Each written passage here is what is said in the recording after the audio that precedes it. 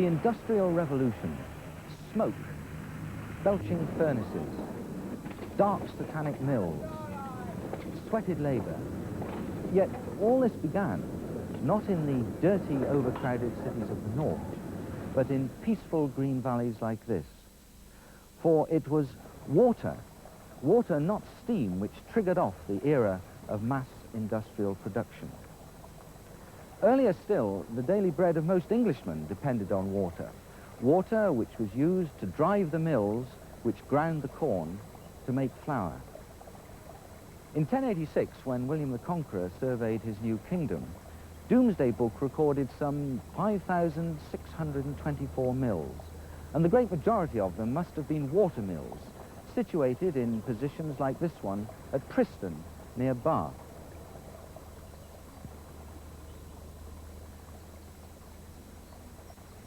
The water supply for this mill has always come from the Conager Brook, though it's now much lower than it used to be. In order to make most efficient use of what was nevertheless a scanty supply of water, the millers here were forced to use one of the most elaborate forms of water wheel, the pitchback overshot.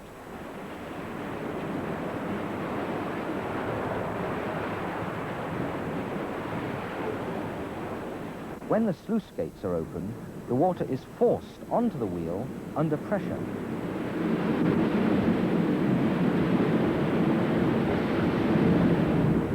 The water turns the wheel round, and the wheel drives a series of cogwheels which power the various bits of machinery in the mill.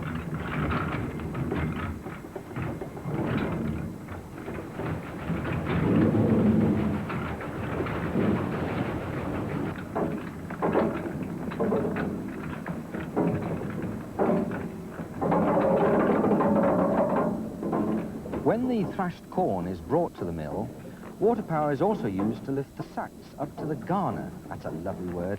It's where the corn is stored while waiting to be ground. From there it's dropped down a chute to a hopper, and then it's fed onto the millstones, which grind the corn in this wooden vat.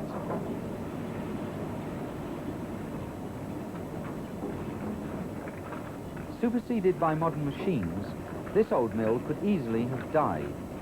Instead, it's been given a new lease of life by present-day demand for stone-ground flour.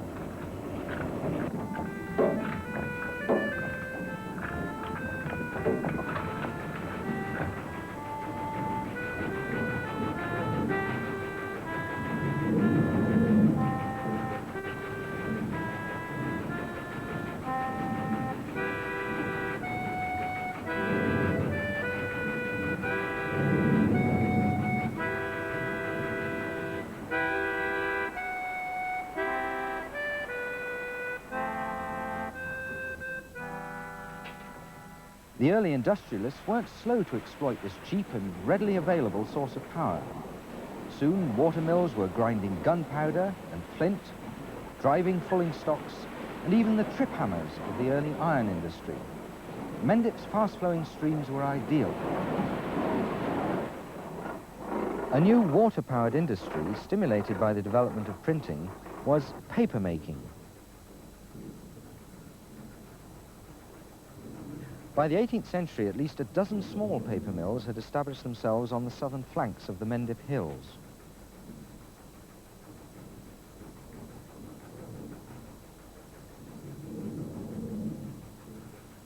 The paper mill at Wookey Hole may well have been one of the first in the country. It was already there in 1610. Though only a small mill to start with, in 1848 it was acquired by the Hodgkinson family, who developed it into this truly splendid mill, which had 14 vats and employed about 120 local people.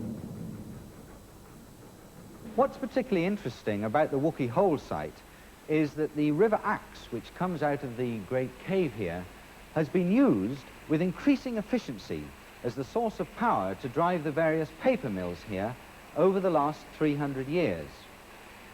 In the 17th century, the river was used in its natural state to drive an undershot wheel on the outside of a small mill, which has now disappeared. The natural flow of the stream was unreliable, so in the 18th century, a dam was built near the mouth of the cave to ensure a permanent head of water.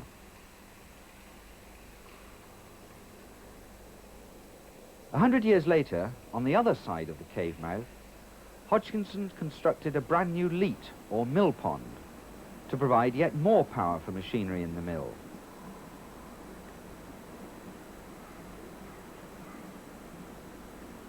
This new leat provided a 36-foot head of water, and that was used to drive not a water wheel, but a turbine which was down there in the basement.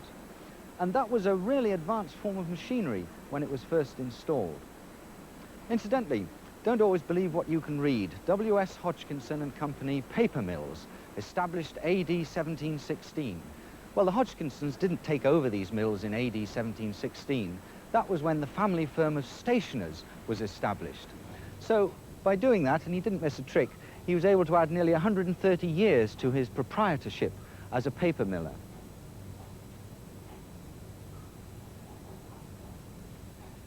The Hodgkinson family finally sold up in 1951. And what would W.S. & Co. make of what's happened here since then?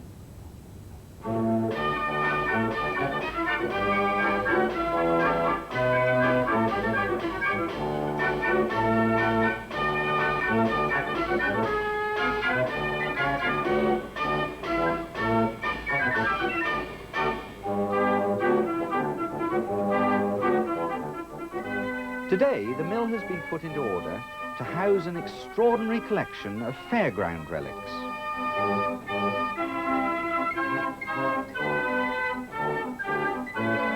It's home, too, for the features of the famous, a clue to its new owners, Madame Tussauds.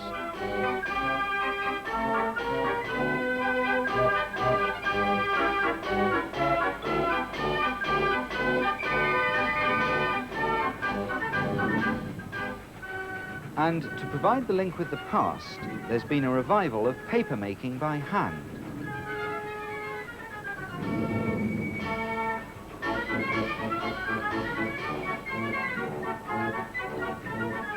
But with the heavy tax on paper, the growing use of steam power, and the invention of a machine to mass-produce paper on an endless belt, the days of the handmade paper industry were numbered. In fact, when the Hodgkinsons acquired Wookey Hole about 1850, most of the other paper mills around Mendip were already on the way out.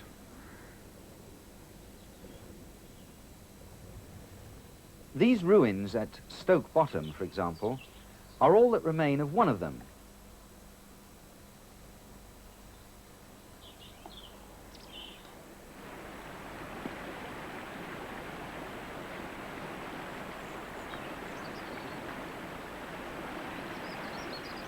On the other side of the stream are the remains of a hamlet, probably built for the workers at the mill. This was the High Street, which was lined with the houses where those people lived.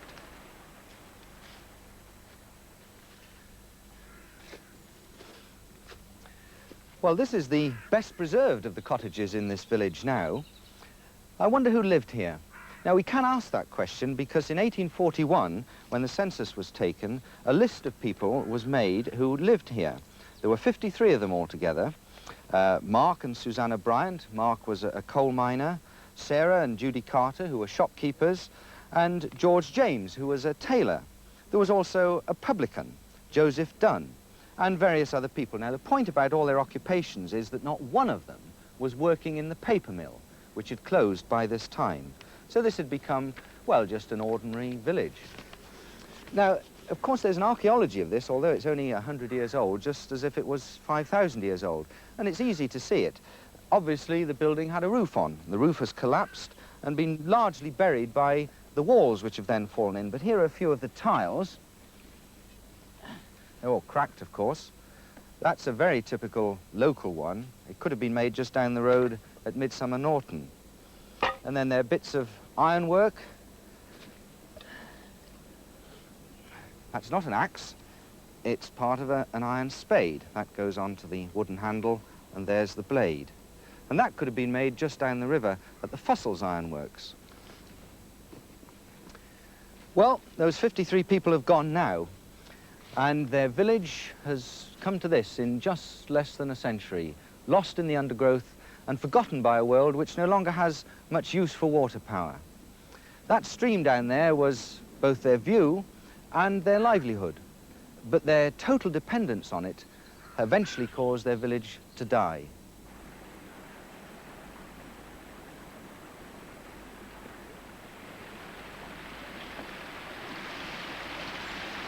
However, that same stream was certainly made to work hard lower down. In addition to the paper mills and corn mills, it provided power for the world-famous Mendip ironmasters, the Fussels of Mells. Now, here we have a splendid story, not just of industrialization, but of buccaneering go-getting and intense family rivalry from generation to generation. When James Fussell first came to Mells, the village was ruled by the great Horner family. They were lords of the manor, this was the original manor house, owned all the huge estates round about, and had married into many of the aristocratic families of the West Country. It was thus perhaps with a certain boldness that a simple edge tool maker, one James Fussell from Stoke Lane, approached John Horner in 1744 for this, a 99-year lease on a plot of ground by the Mells River, with liberty to erect, and I quote, a good, firm and substantial mill or mills for grinding edge tools and forging iron plates. John Horner obviously didn't know what he was letting himself in for. James Fussell was no fool. The Mells stream is the fastest flowing one off eastern Mendip, and it never dries up. There was iron ore along this valley. There was coal nearby, and there's plenty of wood. And there was also a workforce because Mells' main industry, weaving, was in decline. These ironworks may have begun in a very small way, but their rapid growth must have exceeded James Fussell's wildest dreams. But now, there's just this maze of puzzling ruins.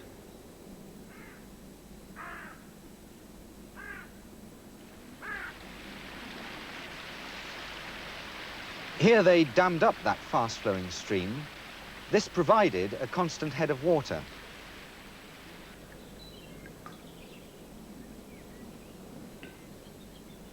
The water was led through a series of culverts to the various water wheels.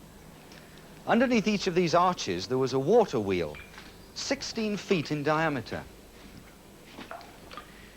Each wheel was fed by water coming along that culvert and spilling out to drive the wheel round that way at right angles to the arches.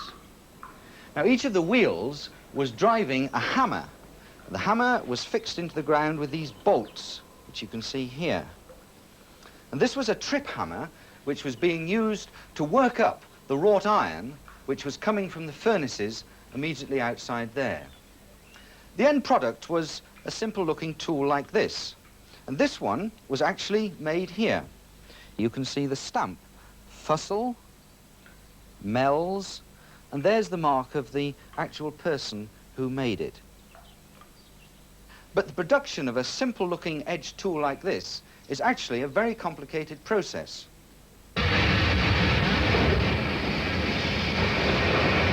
First, you have to smelt the iron, and that means a lot of heat.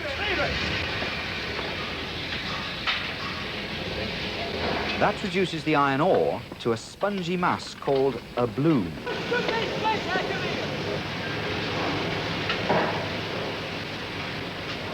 Still white hot, the bloom is put under a helve, or hammer, to squeeze out the last of the slag.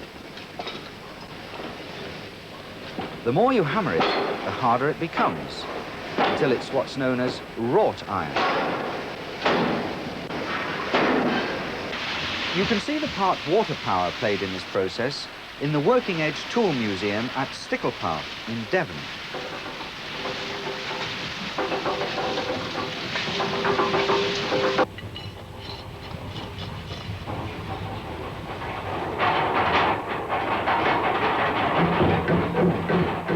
The wrought iron bars, or more likely sandwiches of steel between softer iron, are taken to another hammer, still water-driven, to be beaten into a rough shape.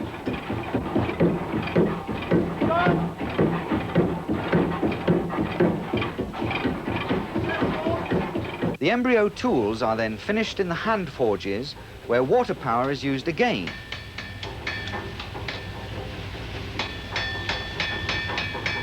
Hand forging is a highly skilled job.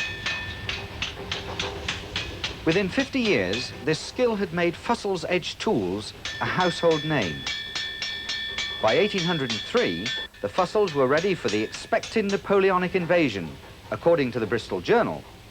At this eventful and momentous crisis, when the heart of every Briton beats high with true loyalty and patriotism, we feel pleasure in recording the spirited offers made to the government for the defence of the country. Mr. James Fussell of Mell's Iron Foundry near Frome has offered to prepare gratis 1,000 pikes and afterwards to supply the government with 2,000 weekly, as long as they may be wanted.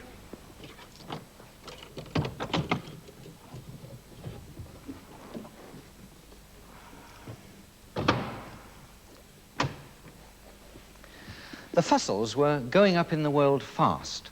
They had money, and now they were after status too. You can see this in Mell's Parish Register. It's a fascinating document, this. But when Thomas Fussell first appears here, he's merely an edge tool maker. By 1813, at the baptism of his son, James George Curry, he describes himself on a page where there are lots of edge tool makers as proprietor in the ironworks. In the following pages, there are lots and lots of edge tool makers and grinders and so on, showing that the works are doing very well. And by 1832, at the baptism of his daughter, Elizabeth Ann, Thomas Fussell describes himself simply as gentleman. At the same time, the Fussell family felt confident enough to erect in the Horner's own church this memorial to the founder of the firm, James Fussell.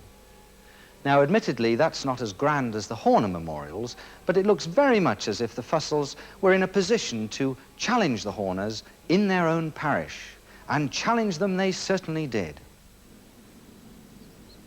The Horners had ruled Mells since the Reformation. By comparison, the Fussells were newcomers and upstarts. The Horners were appalled by the expansion of the Fussells' business. The Fussells were not only threatening Mells with all the horror of the Industrial Revolution, they were making a nuisance of themselves at the vestry meetings. And as if that wasn't bad enough, Thomas Fussell had become a Wesleyan, together with some of his iron workers, and he'd even built himself a Methodist chapel. Well, as you can imagine, when he approached Colonel Horner for renewal of that 99-year lease, he was met with a blunt refusal. But Thomas Fussell was not a man easily daunted. In this bundle of Horner papers, preserved in Mells Manor, we can follow the long drawn-out struggle between the two families. At the time, the Horners were living in Mells Park House.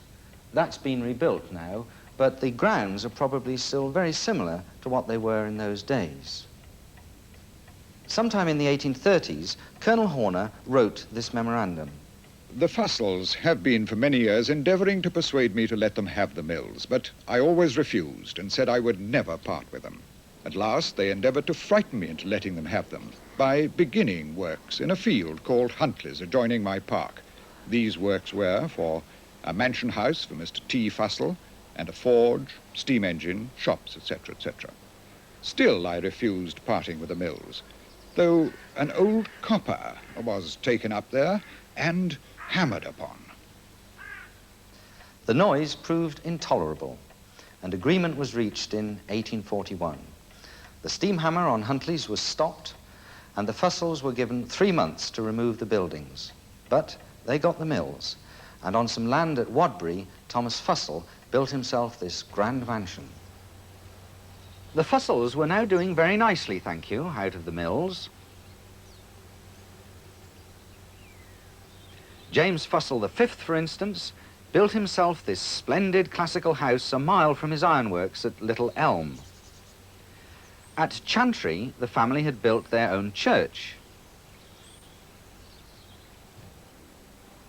But even here, business prevailed, with carved angels providing a discreet advertisement for Fussell's edge tools.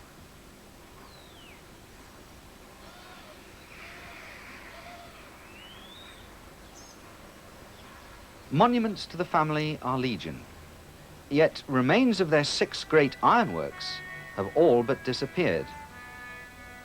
This was their site at Nunney.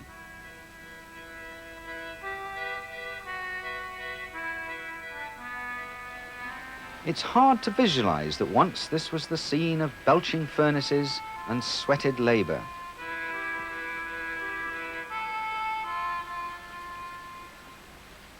The garden's looked after by Arthur Burge, who started work here when he was just a boy of 18. Water comes underneath here. Yes, from the pond. Yes. And now this heap of overgrown stones is where the wheel was. Here, the wheel was there, you see, underneath here. You see? Ah, I see. There's a tunnel underneath Yes, there. there's a tunnel where the water comes through into the fins of the wheel, Yes. which drove electric motor yards over there with a belt. Ah, that was right at the end when it was driving the electric motor. Exactly. Yes. Is there anything else that you've come across in the garden to indicate this was an ironworks? Oh, yes, I can show you 1 or 2 things. Really?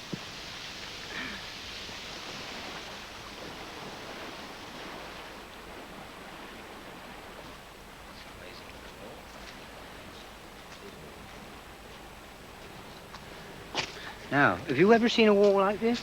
Well, now you pointed out, no, it's sort of got rounded top all the way along. These toppers, yes. Now, Toppers? look Now, at what this. is topper? Look at this one. You want me to lift? That's it. Give me a hand, that's it. Ah, what's that? That's a half. He's ground down, he's worn out. You see. You mean this is a grindstone? This which was a grindstone. been yes. split in half to make the wall? Yes, yes. And why has it Now- been thrown away? Because it's worn out, you see? It's worn down to the... Still pretty big, it seems yes, to be. it is. How big Now- would it have been originally? Oh, I should say six foot. And it's been ground down to that? Ground Really? down and down, Yeah. yes. You see, there's one there. Ah, solid, yes. There's a full complete one. Yes. That's been ground down, Yes. see? Almost That- to the holes in Almost the to side. the hoses. Well, that's proof conclusive that grinding was going on here, isn't it? Oh, yes, yes. You can still see the Fussell's trademark all around Mells and Nunney.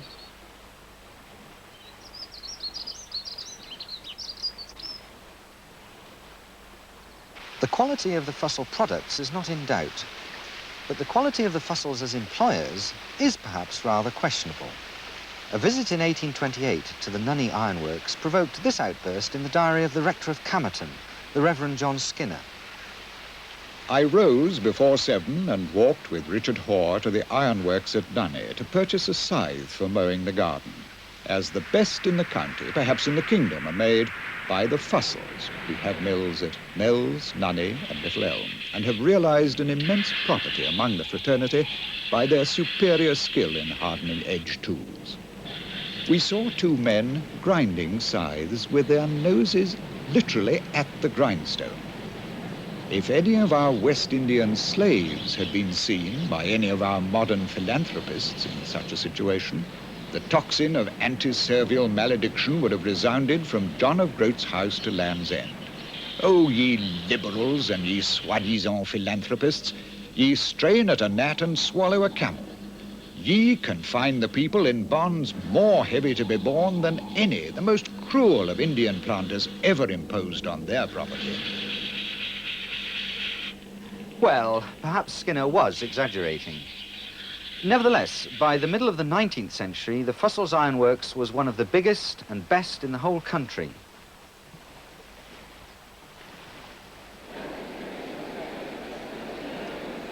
Their tools were winning gold medals and were exhibited at the Great Exhibition in 1851.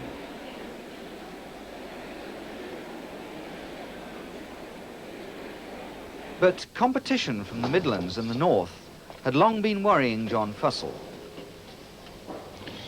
The improvements made to machinery by our competitors in the North have of late been so rapid and important that unless we keep pace with them, we may as well take the articles of our manufacture at once out of the market. At Mells, steam engines were introduced and rolling mills were built, apparently at great expense. But the new methods were not perfected for a long time, and by then, the business was already in decline.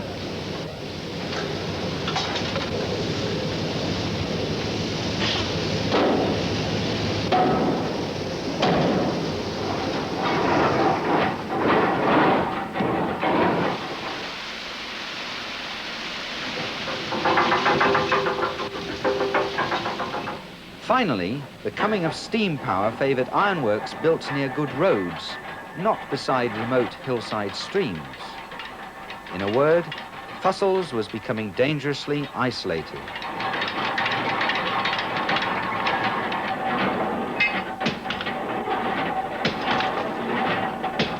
As competition from the north steadily grew, Mells felt its isolation from the world of commerce even more keenly, and the younger Fussells tended to move away. Their interests seemed to have become more in being gentlemen than in attending to the sordid details of making iron tools. In a letter written to a relation in Australia about 1865, one of the villagers wrote, "Tell him that trade at the mills is rather slacker now than when he left. James Fussell had the management of it for nearly 3 years. They've been making an inspection of the books for the last few days, and they have found Mr. Jesse has defrauded them in that short time of £700. The end came in 1894, when the business was bought out by Isaac Nash of Belbroughton in Worcestershire. All production stopped. The mills were stripped of their machinery, and the valleys and the villages became strangely silent.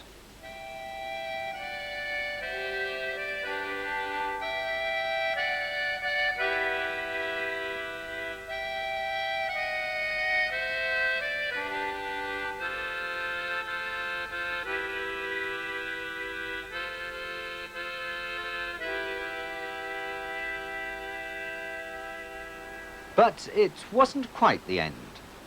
80 years later, Bristol Industrial Archaeological Society was given permission to work on the site. And most weekends now, there's a party at work under the direction of John Cornwall, clearing the ruins and trying to reconstruct the story of the Fussells.